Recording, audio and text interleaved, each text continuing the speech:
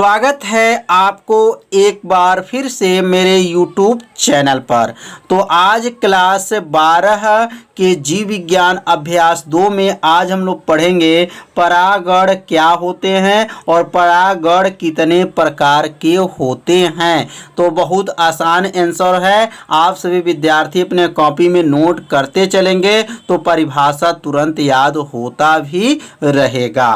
तो परागण की परिभाषा क्या है? पराग कण का पराग कोश से निकलकर, इसका मतलब यह हुआ कि जो पराग कण होते हैं वह पराग कोश से निकल करके वर्तिकार्ग पर पहुंचना, वर्तिका पर जब पहुंच जाता है उसी को क्या कहते हैं? परागण कहा जाता है या परागण कहलाता है। तो इसका आंसर कितना आसान है कि पराग कण का पराग कोश से निकलकर वर्तिका पर पहुंचना ही परागण कहलाता है। परागण की क्रिया 2 प्रकार के होते हैं, अर्थात परागण जो होते हैं वह 2 प्रकार के होते हैं। पहला का नाम है स्वपरागण और दूसरा का नाम है पर परागण। अब स्वपरागण क्या होता है और पर परागण क्या होता है, अब इसके बारे में समझेंगे। तो आप सभी विद्यार्थी अपने कॉपी में इसे नोट करते चलिए जिससे एक नोट्स भी बनता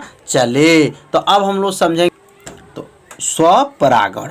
स्वपरागण क्या होता है? जब एक पुष्प के परागकण उसी पुष्प के वर्तिकार्ग पर पहुंचता है तो इस घटना को स्वपरागण कहते हैं। तो जब एक पुष्प का जो परागकण होता है उसी पुष्प के जो पुष्प के परागकण होते हैं उसी पुष्प के वर्तिकार्ग पर पहुंचता है तो इस घटना को क्या कहते हैं? स्वपरागण कहते हैं। यह परागण उभयलिंगी पुष्पों अथवा एक ही पौधों में उपस्थित 2 एकलिंगी पुष्पों में होता है। तो यहाँ से थोड़ा सा ध्यान दीजिएगा कि यह किस पौधों में यह घटना होती है। तो उभयलिंगी पुष्पों अथवा एक ही पौधे में उपस्थित 2 एकलिंगी पुष्पों में होता है। तो समझ में आ गया होगा कि यह जो घटना है उभयलिंगी पुष्पों में या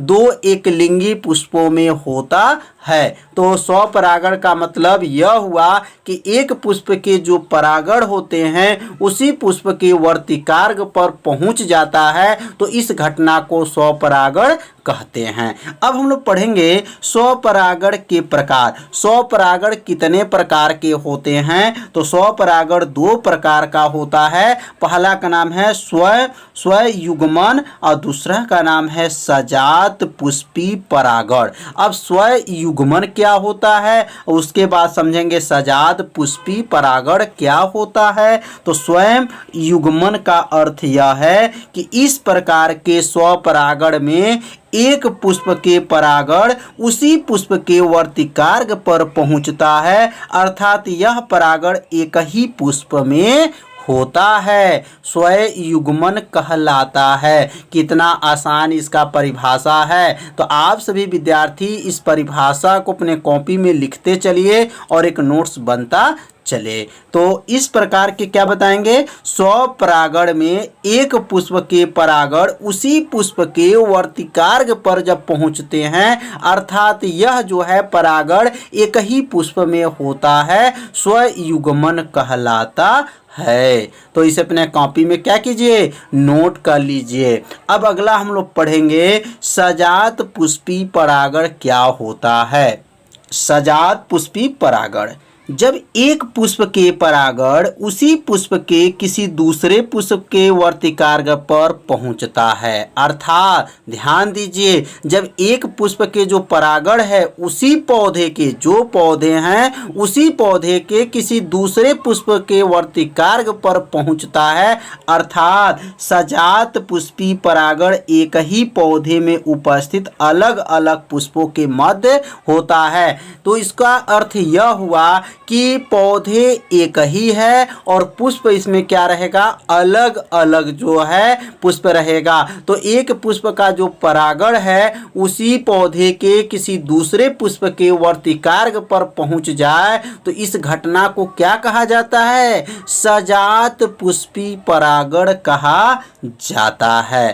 तो इसे भी अपने कॉपी में नोट कर लीजिए, इसे 2 बार पढ़ लीजिए, आपको परिभाषा अच्छे से याद हो जाएगा। तो अब हम लोग पढ़ेंगे स्वपरागण के लिए युक्तियां या अनुकूलन, मतलब स्वपरागण के लिए सफल बनाने के लिए कितने अनुकूल विधियां हैं। तो स्वपरागण को सफल बनाने के लिए निम्न अनुकूल विधियां हैं। पहला का नाम है द्विलिंगता और दूसरा का नाम है सहपक्वता या समकाल पक्वता और तीसरा का नाम है निमिलिता। तो अब यह क्या है, तो स्वपरागण को सफल बनाने के लिए यह अनुकूल विधियां हैं। अब द्विलिंगिता क्या है, द्विलिंगिता नाम से ही आपको याद होगा कि इसमें द्विलिंगिता मतलब द्विलिंग मतलब नर युग्मक और मादा युग्मक एक ही पुष्प में होते हैं। तो द्विलिंगिता का मतलब ऐसे पौधों में उभयलिंगी पुष्प पाए जाते हैं। अब उभयलिंगी का मतलब क्या हो गया, जिसमें नर और मादा पुष्प उपस्थित हों उसी को उभयलिंगी पुष्प कहा जाता है। तो ऐसे पौधों में उभयलिंगी पुष्प पाए जाते हैं जिनमें नर एवं मादा जनअंग एक ही पुष्प में होते हैं, जिनमें नर और क्या है मादा जो जनअंग होते हैं वह एक ही पुष्प में होते हैं, उसे क्या कहते हैं, द्विलिंगीयता कहा जाता है। नाम से ही परिभाषा बना सकते हैं। द्विलिंगता का मतलब नर और मादा जनअंग एक ही पुष्प में हो उसे द्विलिंगता कहा जाता है। तो अब हम लोग पढ़ेंगे सहपक्वता या समकाल पक्वता क्या है। तो समकाल पक्वता ऐसे पौधों के पुष्पों में पुमंग एवं जयांग, पुमंग का मतलब यह हो गया नर और जयांग का मतलब क्या हो गया मादा। माने पुमंग को पुंकेसर भी कहा जाता है और जयांग को स्त्री केसर कहा जाता है। तो ऐसे पौधों के पुष्पों में पुमंग एवं जयांग एक साथ परिपक्व होते हैं उसे समकाल पक्वता कहते हैं। समकाल मतलब एक समान रूप से क्या हो, परिपक्व हो। कौन परिपक्व हो, मतलब पुंकेसर और स्त्री केसर दोनों एक साथ परिपक्व होते हैं उसे समकाल पक्वता कहते हैं। जैसे गुलाबास है और पीली जो कटेली होती हैं पुष्प है तो इसमें क्या होते हैं, पुंकेसर और स्त्री केसर एक साथ क्या होते हैं, परिपक्व हो जाते हैं। तो इसे ही क्या कहेंगे, समकाल पक्वता कहा जाता है। तो आप सभी विद्यार्थी इसे नोट करते चलिए। अब हम लोग पढ़ेंगे निम्नलिता क्या है। निम्नलिता का अर्थ क्या होता है, तो ध्यान देंगे निम्नलिता का अर्थ क्या है। कुछ द्विलिंगी पुष्प ऐसे होते हैं जो कभी नहीं खिलते हैं। ध्यान दीजिएगा, कंपटीशन का क्वेश्चन है यह, मतलब जो निम्नलिता के बारे में जब अध्ययन करेंगे तो इसमें से 2-4 क्वेश्चन ऐसे भी आएंगे जो कंपटीशन के लिए भी महत्वपूर्ण माना जाता है। तो कुछ द्विलिंगी पुष्प ऐसे होते हैं जो कभी नहीं खिलते हैं, इन पुष्पों को निम्नलिता पुष्प कहते हैं। निम्नलिता का अर्थ यह हो गया कि जो द्विलिंगी पुष्प होते हैं वह कभी नहीं खिलते हैं, मतलब कुछ द्विलिंगी पौधे, ये नहीं कि सभी द्विलिंगी पुष्प है, ऐसा नहीं है। कुछ द्विलिंगी पुष्प ऐसे होते हैं जो कभी नहीं खिलते हैं, उन्हीं पुष्पों को क्या कहा जाता है, निम्नलिता पुष्प कहते हैं। ऐसे पुष्पों में कम अवस्था में ही परागकोश क्या हो जाते हैं, फट जाते हैं, जिससे परागकण पुष्प के वर्तिकार्ग पर बिखर जाते हैं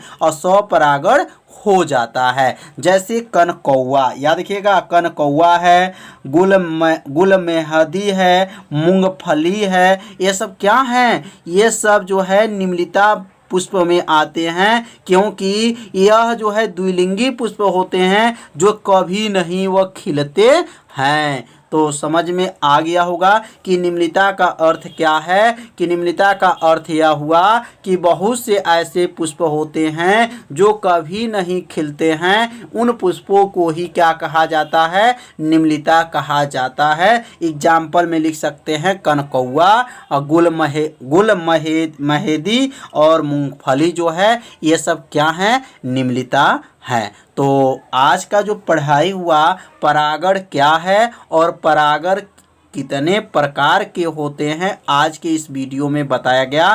कल जो हम लोग पढ़ेंगे 100 परागण से लाभ क्या है और 100 परागण से हानियां क्या है, उसके बाद से पढ़ेंगे पर परागण क्या होता है और कितने प्रकार के होते हैं, तो वह कल के वीडियो में बताया जाएगा। तो आज के वीडियो में इतना ही बताया जाएगा और आप सभी विद्यार्थी इसे अपने कॉपी में ज़रूर नोट कीजिए, जिससे एक अच्छे से नोट्स बनता चले।